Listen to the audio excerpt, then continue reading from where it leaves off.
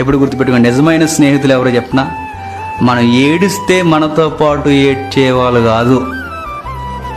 మనం సక్సెస్ అయినప్పుడు మన సక్సెస్ని కూడా హ్యాపీగా ఎవడైతే మన పక్కన నిలబడి వాడు కూడా ఎంజాయ్ చేస్తున్నాడో వాడి స్నేహితులు.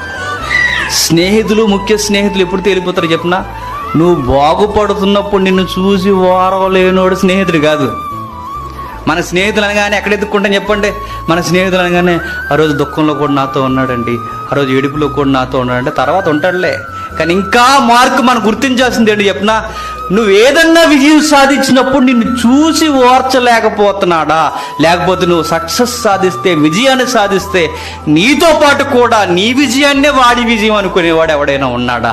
అలా భూమి మీద ఎవడు ఉండడు.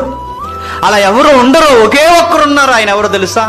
మనం నమ్ముకున్న బైబిల్ దేవుడు. అదే అక్కడ రాయబడింది. ఇదిగో